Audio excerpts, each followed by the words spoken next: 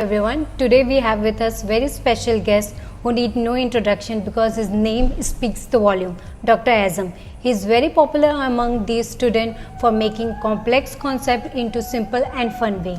Welcome sir to this conversation and I am very thrilled to have you here. Thank you. I have few questions which I need to ask you. The first one is how to study and learn volatile subject like anatomy. Hello all my dear friends.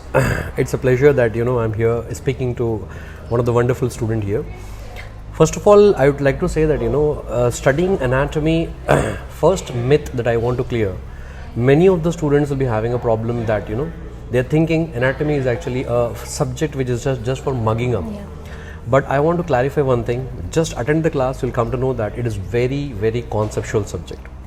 The first thing that you have to clarify in your mind, it's not about mugging anatomy, it's actually about learning conceptually, learning the concepts very clearly in neuroanatomy, head and neck and embryology and all. Apart from that, if any student want to learn anatomy very perfectly, they have to actually make their own notes, draw the diagrams, and then only you'll be able to learn anatomy very perfectly and you'll even enjoy the subject. I would like to emphasize on this one, okay, nowadays that method of just ready-made notes or the PDFs and all, that is not going to help you in learning like in a holistic manner. So if you have to learn in a holistic manner, you have to always learn with all your senses. You have to listen, you have to see, you have to touch, you have to feel, you have to draw. So then only you'll be actually able to learn anatomy perfectly. And that is actually a basic subject. If you learn anatomy perfectly, that is going to help you in a lot of other subjects also, like orthopedics and surgery as well as radiology and all. So it was a nice question that learning a volatile subject like anatomy, the best way to retain for a longer time, you have to write the notes and draw the diagrams with you. Yeah. And the second question is, there is always a debate between doing online coaching or offline coaching. What do you think is better for student? Anytime offline, ma'am. No, nothing can replace offline classes. Because in offline classes, the kind of environment that you get, first of all, the environment that you'll be able to sit in the class for the whole day and listen to the faculty, interact with the faculty, as well as understanding the concept and learning the concept in the class, that is totally different thing. See, I'll tell you the basic idea. The online coaching or these online apps and everything were started for catering the 2-tier and the 3-tier cities, like the cities where the students cannot access for the offline coaching. That is the basic idea. But nowadays what happened is it has been completely taken in a wrong manner, that if I'm having an app, I can do. It's not happening. Offline is the best thing. I'll just give you one of the best examples. I have got lots of messages from the students who are actually studying from the online, different variety of online apps and all, and they have messaged me literally that that only completing the anatomy is taking almost 15 days for them just to complete the videos. Now my question is, after completing the videos, then when are you going to revise the entire subject? When are you going to solve the MCQs? And you yourself, when are you going to learn the subject? So it's taking a huge time.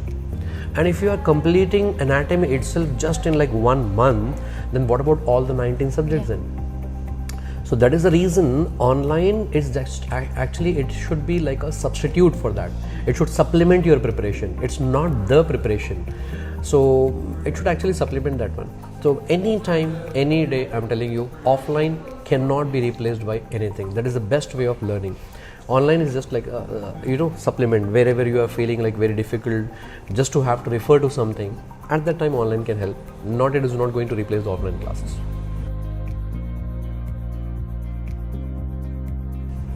And what is the correct method to review the GT? Like we give GT, but when we need, the main part of doing GT is to review it. How we need to review it and how we need to improve our score by reviewing?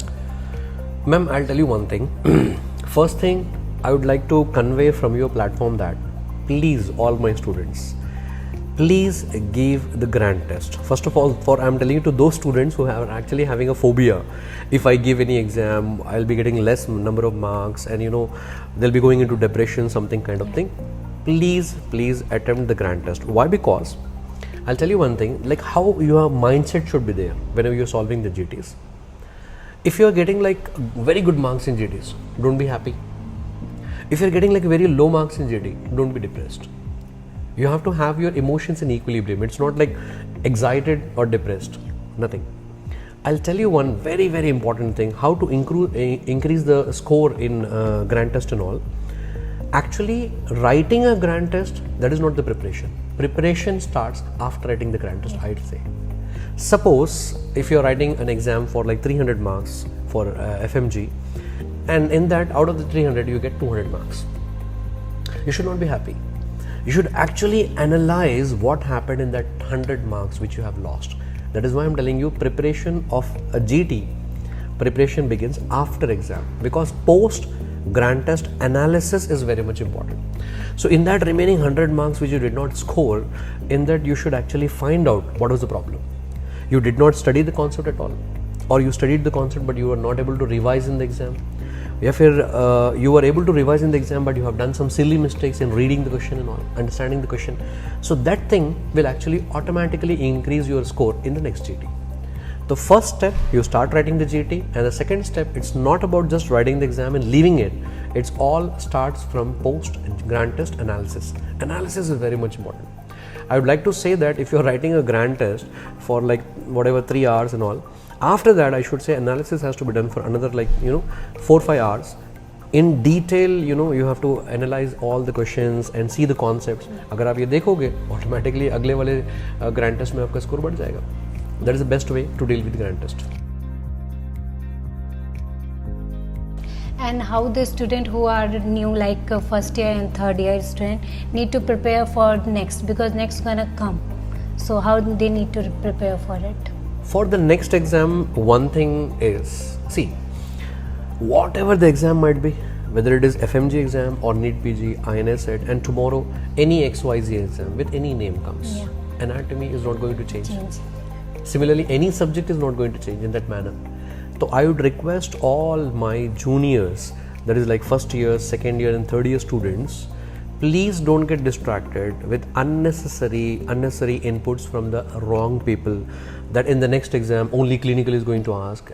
You cannot learn inguinal hernia repair without knowing inguinal canal kahan hai and how many layers are there in the anterior abdominal wall. Without that you can't do. So that is the reason why, what is the best advice for all the students who are in second year, third year right now? They should actually emphasize right now in developing like good foundation in the concepts.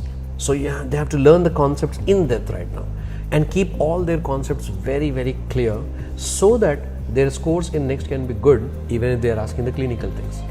So first of all, don't think that it's like purely clinical. It's never going to help you if you skip the preclinical subjects. The anat, physio, biochem, patho, pharma, micro, all these subjects, you develop the concepts right now in second year, third year, keep it ready and apply that in the clinical things, and you yourself will see the result. Please don't go into that wrong kind of advices given by some wrong people. And the last, what one advice you want to give to all the aspirant, whether it's FMG or NEET aspirant? Just one, if you can give. The best thing I should say to the FMG students, see, in FMG it's actually a screening exam. NEET PG, it's a competitive exam. So I think there should be like separate kind of advice I should be giving. For FMG, I would like to tell one thing for all the students, that it's about learning something from every subject. It's not about everything from one subject. So some students are actually getting flown away, just concentrating only on one subject at a time, and they are dedicating a lot of time only in one subject only. So aap ye funda yaad rakh lo sir, it's all about a little bit from every subject, something from every subject, and not everything about one subject, and that will help you in clearing your FMG exam. Second thing, yes, of course, like every faculty, everyone will be saying, revisions very much important. At least minimum like 3 revisions are required before the exam. And the third thing, of course, the final exam is going to be your MCQs only. So please don't forget to practice the MCQs. It's not about just going through the notes every time. It's about practicing the MCQs, क्योंकि आपका final exam ही MCQ type होने वाला है. So you need to train your brain in that manner. तो solve MCQs, because जब आप notes पढ़ते हो, that will be a different thing. और जब आप MCQ सॉल्व करते हो, when you see that one question with 4 option, your mind starts working in a different manner. So that is the best advice I would like to give to all the students who are preparing for FMG. And of course, for the NEET PG, it's a competitive exam, so you need to actually be perfect with all the concepts, because they're asking the questions in a very conceptual manner. And please be thorough with the previous year concepts. Please try to understand what I'm telling you. It's not previous year questions, previous year concept. मैं आजकल देख रहा हूँ normally ना students को एक आदत हो गई है प्रीवियस ईयर क्वेश्चन सॉल्व करने हैं लास्ट 3 years और 5 years. Just look at the questions, 4 option, solve that हो गया. But it is not about solving that one question. You should solve the previous year concept. If there is a question about corpus callosum, then you should actually be knowing everything about the commissural fibers, something like that. It's not about that only one question, it's previous year concept. So I'd like to say to all the NEET PG aspirants who are preparing for the exam that please be perfect with all the concepts. And along with that, it's not about previous year questions, it's actually previous year concepts. Thank you, sir, and thank you for your time, and it means a lot for me, and I hope that this session helped lots and lots of the students. And thank you everyone for watching this video. Bye bye. Thank you all. sir. Thank you all. All the best. May God bless you with lots and lots of success in your life. Thank you.